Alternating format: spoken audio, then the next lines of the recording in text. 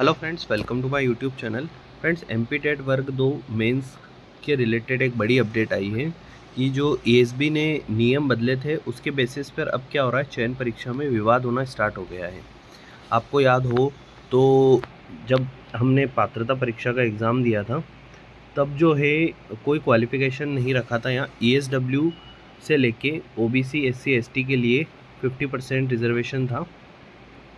तो और general category के लिए 90 नंबर यानी कि 60% का कट ऑफ रखा गया था कि आप ये नंबर लाते हैं तो आप जो है पात्रता परीक्षा उत्तीर्ण कर जाएंगे।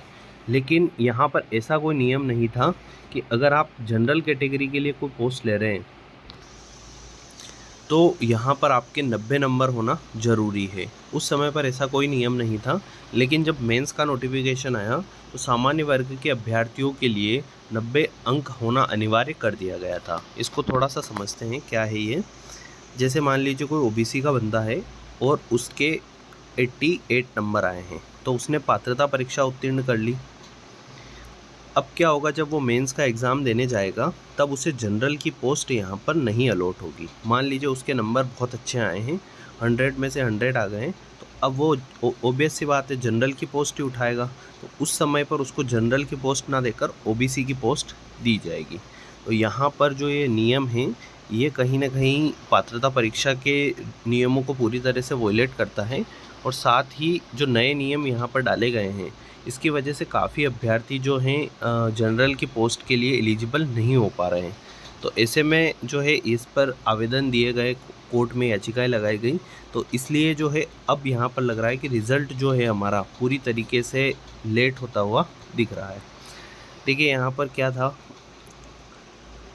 ईएसबी ने परीक्षा लेने के बाद नियमों में संशोधन कर दिया। परीक्षा के बाद बार बार नियम बदलने से अभ्यर्थी परेशान हो रहे हैं। अभ्यर्थियों का कहना है कि जब माध्यमिक शिक्षक पात्रता परीक्षा आयोजित की गई थी तब यह नियम नहीं था। सामान्य वर्ग के अभ्यर्थी 90 अंक लाएंगे तभी चयन परीक्षा के लिए पात्र होंगे। असमंजस की स्थिति, अब ईएसबी के नियम में संशोधन कर नया नियम बना दिया है। इसके मुताबिक अगर कोई अनारक्षित वर्ग का अभ्यर्थी पात्रता परीक्षा में 90 नंबर नहीं लाया तो वह चयन परीक्षा के लिए पात्र नहीं है। ऐसे में यह नियम अगर संशोधन पात्रता परीक्षा समय होता है तो चयन परीक्षा के अभ्यर्थी आवेदन नहीं कर सकेंगे।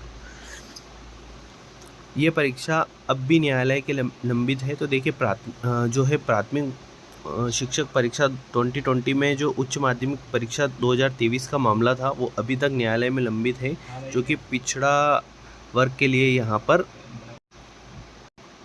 ओबीसी के लिए जो है 27% रिजर्वेशन के बेसिस पर जो रिजल्ट दिए गए थे उन्हें होल्ड कर रखा है। तो 13% पोस्ट अभी भी होल्ड है और न्यायालय में लंबित है। अब जो है माध्यमिक शिक्षक चयन परीक्षा 2024 भी न्यायालय में लंबित है। इसका कारण परीक्षा परिणाम जारी नहीं हो सकता है। तो यहाँ पर आप देख सकते हैं क्लियरली लिखा है कि जो परीक्षा परिणाम है पूरी तरीके से न्यायालय के अधीन है। तो इसमें अब हो सकता है बहुत ज़्यादा देरी हो। नियम क्या बनाए गए थे, माध्यमिक पात्रता परीक्षा में 150 नंबर का पेपर था जिसमें 60% अनारक्षित जनरल कैटेगरी के लिए था यानी 90 नंबर लाना था, जबकि अन्य वर्ग के लिए 50% यानी कि 75 नंबर लाने थे। चयन परीक्षा में क्या हुआ, माध्यमिक चयन परीक्षा में नियम बदलते हुए न्यूनतम अर्हत अंक सामान्य वर्ग के लिए 50% और अन्य वर्ग के लिए 40% निर्धारित किए गए। इन अंकों को प्राप्त करना अनिवार्य होगा, लेकिन चयन मेरिट सूची के आधार पर किया जाएगा। इन अंकों के आधार पर कोई भी उम्मीदवार सीधे नियुक्ति का दावा नहीं कर सकता है। तो यहाँ पर आप देख सकते हैं काफ़ी अभ्यर्थी परेशान हो गए हैं इन नियम कायदे की वजह से। अब बहुत ज़्यादा जो है स्टूडेंट उलझे हुए हैं कि वो क्या करें। अब जिन लोगों के 90 नंबर थे उन लोगों को तो लग रहा है नियम सही है क्योंकि उनका सिलेक्शन होने की पॉसिबिलिटी बढ़ गई है। जिनके नहीं है वो ये बोल रहे हैं कि यार हमारा तो ऐसा सिलेक्शन ही नहीं होगा, तो ये नियम हटाया जाए। तो कहीं ना कहीं ये नियम लगता है फ्रेंड्स कि गलत तो है, क्योंकि एकदम से आप रूल्स चेंज कर देते हो। पहले सिलेबस जो दिया था वो अलग था, फिर 3 महीने बाद सिलेबस अलग कर दिया। मैथमेटिक्स का पेपर था तो मैथमेटिक्स में साइंस 70 नंबर की आ गई।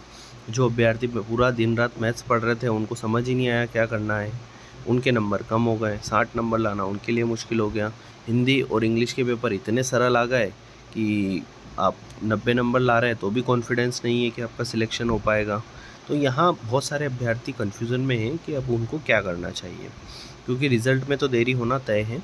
तो मेरी तो यही राय रहेगी फ्रेंड्स, आप जो भी काम कर रहे हैं करते रहें। जो लोग अभी वेट कर रहे हैं रिज़ल्ट का, नौकरी नहीं कर रहे हैं, उन लोगों को भी यही सलाह दूंगा कि अभी आप कोई छोटी मोटी जॉब पकड़ के तैयारी करते रहें और देखें ये कब तक इसका रिजोल्यूशन होता है और कब रिज़ल्ट ये जारी करते हैं, क्योंकि रिज़ल्ट जारी करने के बाद भी बहुत फॉर्मेलिटी है फ्रेंड्स। रिज़ल्ट जारी हो जाएगा तो आप देखिए आपको नियुक्ति में ये पूरा साल कंप्लीट कर देंगे, नियुक्ति देने में ही ये साल पूरा चला जाएगा। तो आप कुछ ना कुछ वर्क जो आप कर रहे हैं वो करते रहें।